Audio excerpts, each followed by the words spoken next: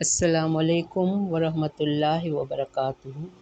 رب اشرح لی صدری ویسر لی امری واحلل عقدۃ من لسانی یفقہوا قولی۔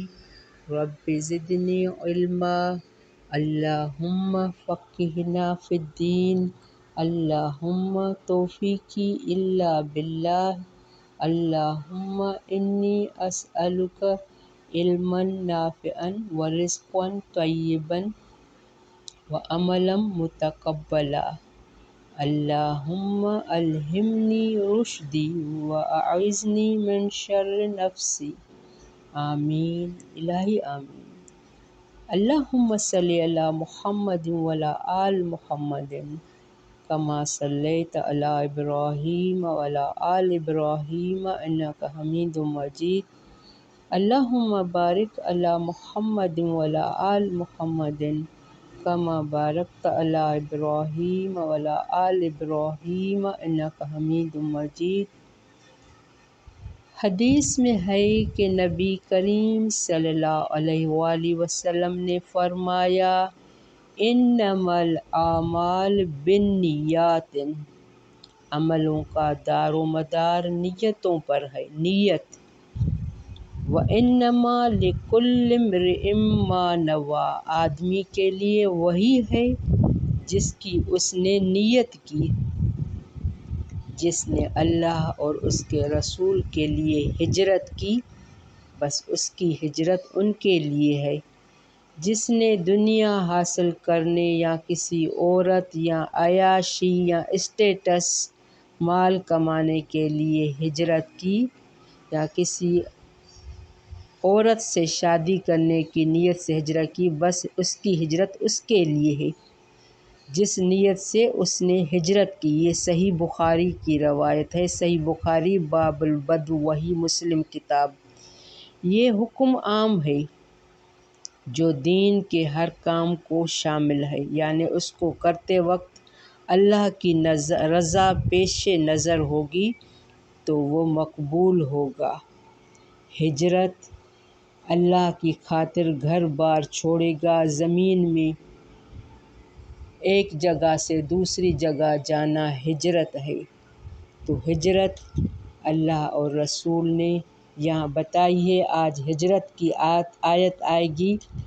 ایک اور بھی روایت آتی ہے کہ 100 لوگوں کا قاتل برائی چھوڑنا چاہتا تھا تو اس کو کہا گیا کہ ہجرت کر کے دوسری جگہ جا کے رہو تو اللہ تمہیں معافی دے گا، کیونکہ تم نے نیت کی ہے کہ میں اللہ کی خاطر سب کچھ چھوڑ رہا ہوں، تو اب اس جگہ کو بھی چھوڑو، جا کے دوسرے ملک رہو۔ وہ نکلا تو راستے میں موت آ گئی۔ اب وہ لوگوں نے کہا یہ تو بہت برا تھا، تو اللہ نے کہا زمین ناپو۔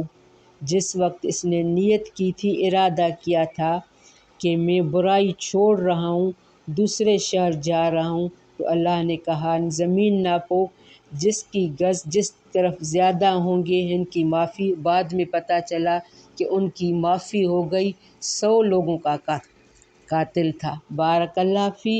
اللہ ہمیں ایسی ہجرت کرنے کی توفیق دے جہاں ہمیں دین بچانا پڑے۔ آج ہجرت کی آیت آئے گی، اس کو غور سے سننا سمجھنا ہے۔ آج کی آیت نمبر 98، سورۃ النساء۔ اعوذ باللہ من الشیطان الرجیم، بسم اللہ الرحمن الرحیم۔ الا المستضعفین من الرجال والنساء والولدان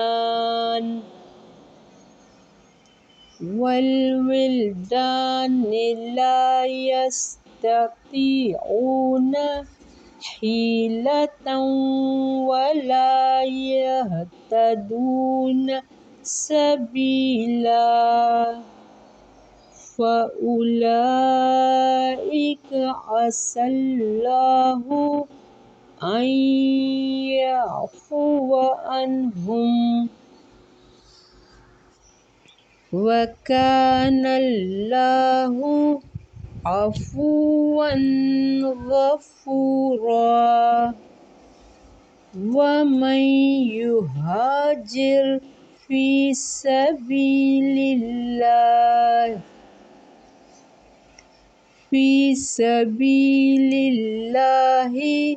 يَجِدْ فِي الْأَرْضِ مُرَاغَمًا كَثِيرًا وَسَعَةً وَمَن يَخْرُجْ مِن بَيْتِهِ مُهَاجِرًا إِلَى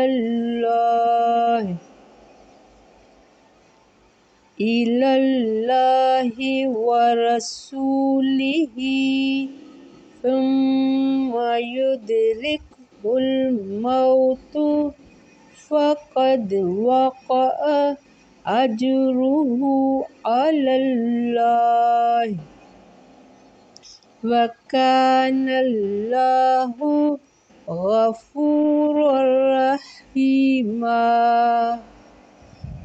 وَإِذَا ضَرَبْتُمْ فِي الْأَرْضِ فَلَيْسَ عَلَيْكُمْ جُنَاحٌ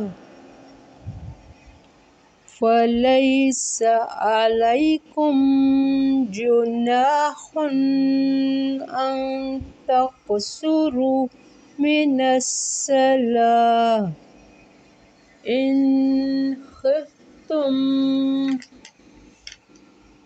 أَنْ يَفْتِنَكُمُ الَّذِينَ كَفَرُوا إِنَّ الْكَافِرِينَ كَانُوا لَكُمْ عَدُوًّا مُبِينًا۔ بارک اللہ فی 101 پہ اسٹاپ کر رہے ہیں۔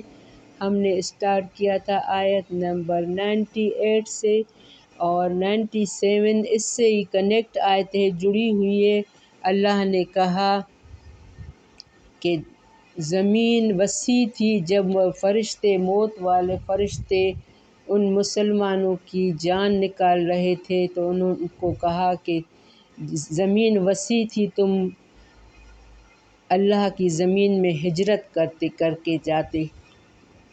ارض اللہ واسعۃ فہاجروا فیہا، زمین اللہ کی وسیع، بس تم ہجرت کر جاتے اس میں، تو یہی لوگ ہیں ٹھکانہ ان کا جہنم ہے۔ اگر ہمیں دین بچانا پڑے، اس کے لیے ہجرت کرنی پڑے تو ہجرت کرنی چاہیے۔ اگر ہجرت نہیں کریں گے، صرف بہانہ بنا کے وہاں رہیں گے اور نمازیں، قرآن، دین نہیں بچا سکیں گے، تو فَأُولَٰئِکَ مَأْوَاهُمْ جہنم، ان کا ٹھکانہ جہنم ہے، وَسَاءَتْ مَصِیرًا، اور یہ برا ٹھکانہ ہے۔ إِلَّا الْمُسْتَضْعَفِينَ، سوائے ان لوگوں کی جو کمزور ہیں، من الرجال، مردوں میں، عورتوں میں، بچوں میں، لا یستطیعون، نہیں استطاعت رکھتے کسی تدبیر کی، ہیلے کی، سوائے اللہ نے کہا یہ لوگ مستثنیٰ ہیں، یہ لوگ اگر ہجرت نہیں کریں آیت نمبر 98 میں، تو وہ جو طاقت نہیں رکھتے، ہیلتاً، ہیلے کی، کسی تدبیر کی، یعنی جو بالکل لاچار ہیں، مرد، عورتیں، بچے جو طاقت نہیں رکھتے، تو ہیلا جائز ہے۔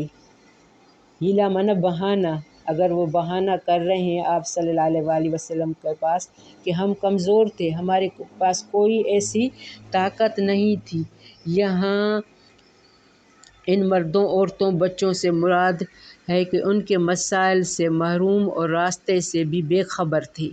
بچے اگرچہ شرعی احکام کے مکلف نہیں ہوتے، لیکن یہاں ان کا ذکر ہجرت کی اہمیت کو واضح کرنے کے لیے کیا گیا ہے۔ بچے تک بھی ہجرت کریں، یا پھر یہاں بچوں سے مراد قریب البلوغت بچے ہوں گے تو ہجرت کرنی چاہیے۔ اگر طاقت نہیں ہے، کوئی بہانہ ہے، کوئی ہیلا ہے، تو پھر ہجرت معاف ہے۔ فَأُولَٰئِکَ عَسَى اللَّهُ، بس یہی لوگ، عَسَى اللَّهُ، امید ہے اللہ، أَن يَعْفُوَ عَنْهُمْ، یہ کہ درگزر کرے ان سے، یعنی جو طاقت نہیں رکھتے سفر کی تو اللہ ان کو معاف کرے گا۔ حج میں بھی اس طرح ہے، حج بھی ہم پر اس وقت فرض ہے جب ہمیں مالی اور بدنی طاقت ہو۔ تو ہر بڑے سفر کے لیے، ہجرت کے لیے ہمیں طاقت ہونی چاہیے۔ ان یعفو عنہم کہ درگزر کرے ان سے، وکان اللہ عفواً غفور اور ہے اللہ بہت معاف کرنے والا، بہت بخشنے والا۔ وَمَن یُہَاجِرْ فِی سَبِیلِ اللَّہِ جو کوئی ہجرت کرے گا فی سبیل اللہ اللہ کے راستے میں، یجد فی الارض وہ پائے گا زمین میں، مراغماً جائز پناہ۔ یہاں مراغماً کی معنی مٹی گرد غبار بھی ہے، لیکن ہجرت ایک ملک کو دوسرے ملک جانا، جو اللہ کی خاطر گھر بار چھوڑے گا وہ زمین میں راہ پائے گا بہترین پناہ گاہ۔ کیونکہ اللہ کے لیے اب ہجرت کرنا تو اللہ وسعت بھی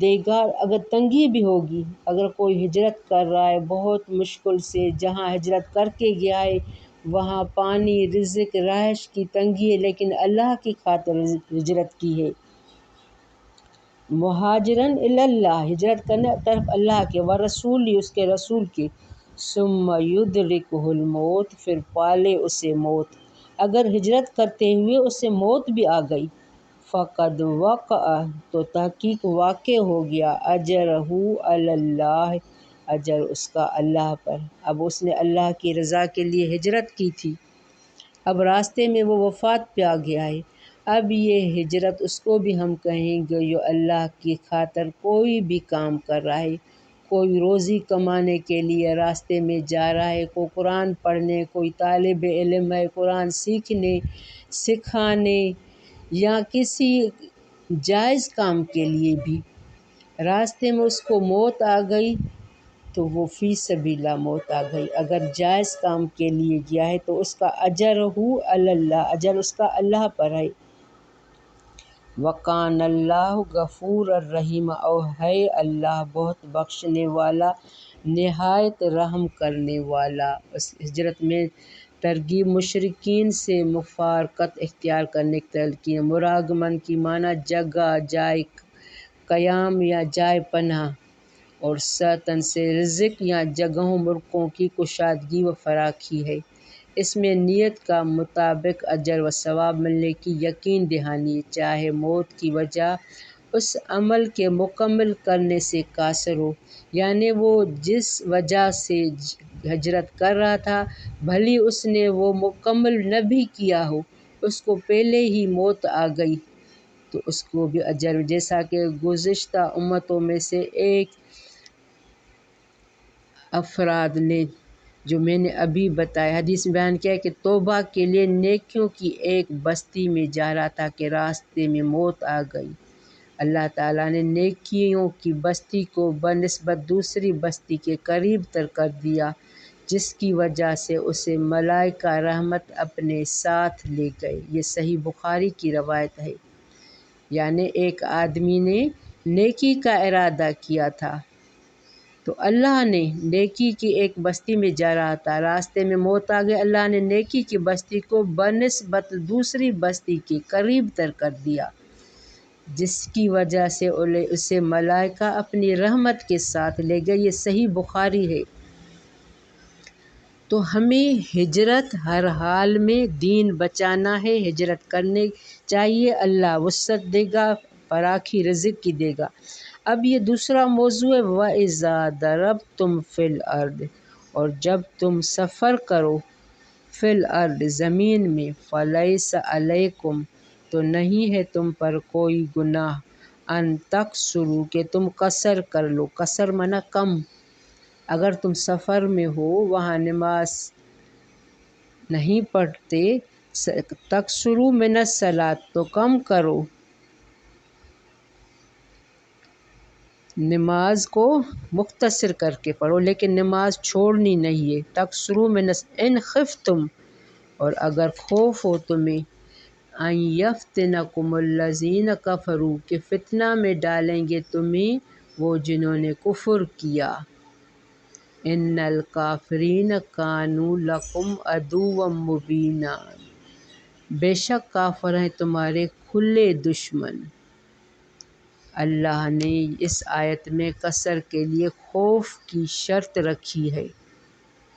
اگر تمہیں پہلے جنگوں کا زمانہ ہوتا تھا تو ان لوگ سفر میں نماز نہیں پڑھتے تھے، تو اللہ نے یہاں اس کے لیے کثر رکھی ہے۔ اس حالت میں سفر میں نماز قصر کرنے، دوگانہ ادا کرنے کی اجازت دی جا رہی۔ ان خفتم، اگر تمہیں ڈر ہو، غالب الاحوال کے اعتبار سے ہے، کیونکہ اس وقت پورا عرب دارالحرب یعنی پورا عرب جنگ کا میدان بنا ہوا تھا، کسی کا بھی سفر خطرات سے خالی نہیں تھا۔ یعنی یہ شرط نہیں ہے کہ سفر میں خوف ہو تو قصر کی اجازت ہے، جیسے قرآن مجید میں اور بھی بعض مقامات پر اس قسم کی قیدیں بیان کی گئی ہیں جو اتفاقی یعنی غالب الاحوال کے اعتبار سے ہیں۔ یہ صورت لا تأکلوا الربا اضعافا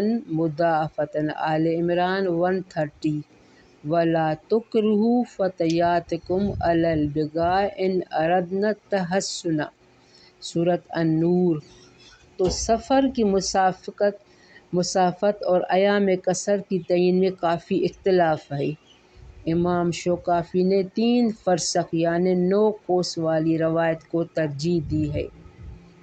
اسی طرح بہت سے محققین علماء اس بات کو ضروری قرار دیتے ہیں کہ دوران سفر کسی ایک مقام پر 3 یا 4 دن سے زیادہ قیام کی نیت نہ ہو۔ اگر اس سے زیادہ قیام کی نیت ہو تو پھر نماز قصر کی اجازت ہے۔ اس آیت میں صلاۃ خوف اجازت بلکہ حکم دیا جا رہا ہے۔ صلاۃ خوف کے معنی ہے خوف کی نماز۔ اس وقت مشروع ہے جب مسلمان اور کافروں کی فوجیں ایک دوسرے سے مقابل جنگ کے لیے تیار کھڑی ہوں۔ ایک لمحے کی بھی غفلت مسلمانوں کے لیے سخت خطرناک ثابت ہو سکتی ہو۔ ایسے حالات میں اگر نماز کا وقت ہو جائے تو صلاۃ خوف پڑھنے کا حکم ہے، جس کی مختلف صورتیں حدیث میں بیان کی گئی ہیں۔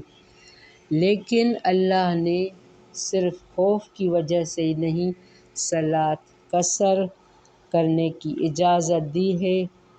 اگر اللہ نے یہ آسانی رکھی ہے تو ہمیں اس آسانی سے فائدہ بھی اٹھانا چاہیے۔ بہت سے لوگ ہوتے ہیں میں نماز پڑھ سکتی ہوں، میں پڑھ رہی ہوں پوری نہیں۔ اگر ہم سفر میں ہیں، خوف ہو نہ ہو، اگر ہمیں پتہ نہیں ہے کہ ہم نے کتنے دن رہنا ہے، تردد میں ہے، تو صلاۃ قصر کر سکتے ہیں۔ تو ہمیں دین بہت آسان ہے، اللہ نے ہمیں آسانی کر کے دی ہے۔ نماز کسی بھی حالت میں چھوڑنی نہیں ہے۔